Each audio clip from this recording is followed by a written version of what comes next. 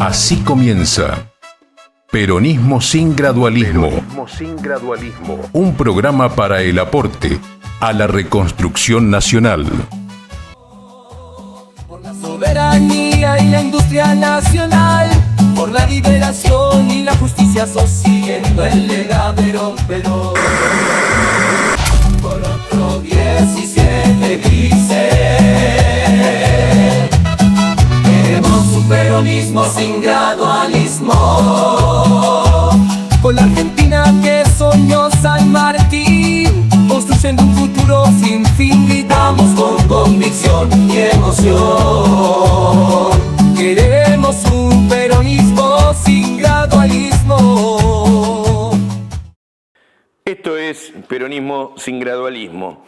Hoy vamos a trabajar en el primer programa, es el 0, el 1, vamos a trabajar un tema que es fundante, si se quiere, del ciclo que inauguramos en este momento y que pretendemos sea importante para el movimiento popular. Verán que es un programa peronista, somos militantes peronistas, además de comunicadores, por supuesto, porque quien está acá ejerce esta cuestión. Ahora, nosotros pretendemos en este programa debatir cosas vinculadas a la nación, a la soberanía. Y en particular vamos a arrancar entonces preguntándonos ¿qué es una nación? Pero además vamos a hacer una aserción, y es que para ser nación, tercera posición. La Argentina necesita recuperar la tradición, no solamente en términos diplomáticos, sino económicos, políticos, de una nación independiente de los poderes que en el mundo se dividen en el territorio, digamos, de las potencias coloniales. Perón nos hubiera puesto rojo en hablar de imperialismo. Por el contrario, el peronismo identificó desde el comienzo, en Braden o Perón, la contradicción principal. Así que nosotros estamos desde esa época con Perón enfrentando a Braden, por supuesto no solamente el imperialismo norteamericano, sino británico, que a lo largo de la historia ha definido que la Argentina tenía que definir ser nación. Así que diremos entonces que la Argentina tiene que recuperar la tercera posición. La dirigencia peronista, una parte de la dirigencia peronista y mucho de la dirigencia de la política liberal, se alinea en Estados Unidos, asumió desde los comienzos una parte de la política argentina, la doctrina Monroe, aquella que decía América para los americanos, y diremos también que en este ciclo estamos viviendo bajo un gobierno que tiene un presidente que gusta flamear, sacarse fotos, ponerse una escarapela con la bandera del Estado sionista de Israel. Le encanta la figura de Margaret Thatcher y, por supuesto, ofrece parte del territorio a bases norteamericanas, para bases norteamericanas. Entonces diremos que la Argentina se ha constituido como una nación a lo largo de la historia, una historia rica que tiene hilos en el Tahuantinsuyo, el territorio de un imperio enorme, de los más importantes de la época para el mundo, aunque todavía se desconocía en Occidente, y era que ese territorio, el Tahuantinsuyo, tenía una región, el Collasuyo, y allí, en esos hilos de la historia, podemos ir reconociendo los primeros trazos de lo que posteriormente será la argentinidad unos cuantos siglos después. Así que la colonia, luego de la conquista, ocupa y va generando en ese territorio gobernado por el Inca un aparato administrativo, institucional, que va sirviendo para colonizar. Y eso fue constituyendo la primera forma de Estado. Pero diremos que una nación es un conjunto de hombres y mujeres, una comunidad que define vivir administrando un territorio y tiene un pacto, un acuerdo, quieren vivir juntos. Nuestra comunidad quiere administrar el territorio y quiere además vivir bien. Ahí tenemos una cooperativa, Buen Vivir, es parte de la doctrina de los pueblos indoamericanos, los pueblos latinoamericanos, se ha asumido en los últimos años. Vivir bien implica en nuestra concepción de comunidad, distribución, justicia social, pero un Estado es en la forma jurídica en que una comunidad define gobernar su territorio. Construir una nación. Nación deviene de la palabra de nacer, en la etimología se reconoce el nacimiento, y diremos entonces que a lo largo de la historia, nuestra nación, la nación argentina, se fue constituyendo, como decíamos, en esos hilos de la historia, en este territorio, y fue viniendo del virreinato del Perú y fue yendo hacia el sur. Aquí se constituyó posteriormente un nuevo centro de gravedad del norte de lo que hoy sería la Argentina, del altiplano. Hay un centro de gravedad en el Río de la Plata, en 1776, el virreinato del Río de la Plata.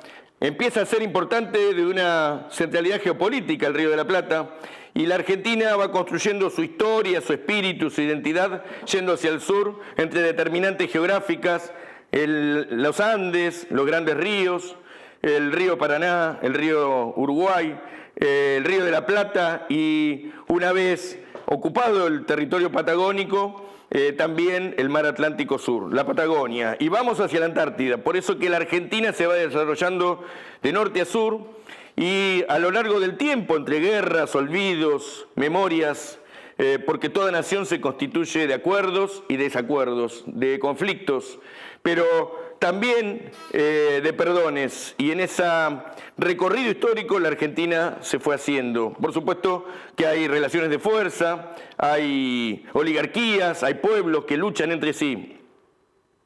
Así que la generación de 80 hizo una nación, pero también vino el peronismo posteriormente e hizo una nación a un modo industrial, distribucionista, que practicó la justicia social. Esta Argentina, que va yendo y viniendo entre formas, modelos, historias, está asediada por unas concepciones totalmente distintas, novedosas, que traen ruidos, conflictos y revisiones. Este presidente que se aloja en la Casa de Gobierno no pertenece a la tradición nacionalista, a la tradición argentina en cualquiera de sus versiones. Por el contrario, desde que asumió una religión, un territorio, una forma, una acepción económica inclusive, que es contraria a la historia argentina. Entonces diremos que una nación es una comunidad que administra un territorio y que construye un Estado. Y esa comunidad que tiene un pueblo, esa comunidad que sueña y que se esfuerza, tiene también enterrados a sus padres. Por eso que nosotros hablamos de patria, porque patria como nación tiene en el comienzo una etimología. Son los padres, también el patrimonio artístico, cultural, el patrimonio privado, público, comunitario. Así que patria, Estado, nación, pueblo, para nosotros son inescindibles.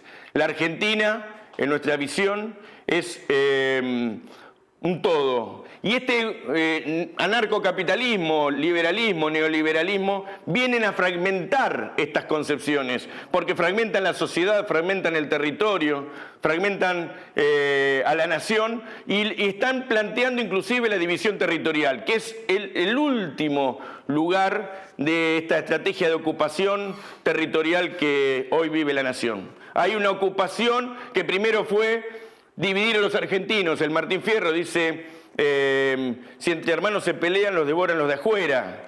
Y bueno, esa división de la nación, del pueblo, de la comunidad, trajo también una política posteriormente o en el medio de destrucción del aparato productivo, porque no hay poder nacional si no hay industria, si no hay trabajo. Si no hay trabajo para el pueblo, no hay una comunidad feliz, por ende no habrá organización que pueda sostener el desarrollo armónico entre el capital privado, el capital público y el comunitario. Y de hecho, además, sin Estado no hay forma de administrar por parte de esa comunidad la nación tal cual arrancamos en el comienzo. Así que diremos que la Argentina requiere recuperar el ser nacional. Vamos a traer dos autores del peronismo, de sus corrientes.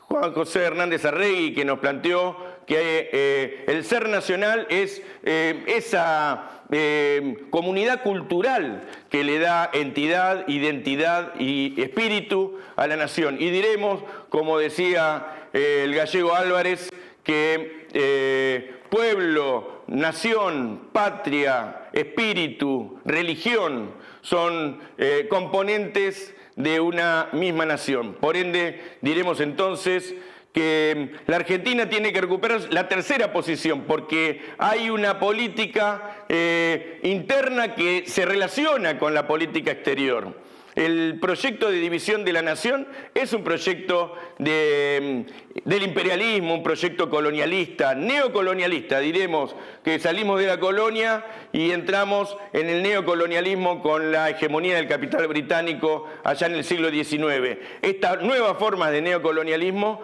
nos traen nuevos desafíos.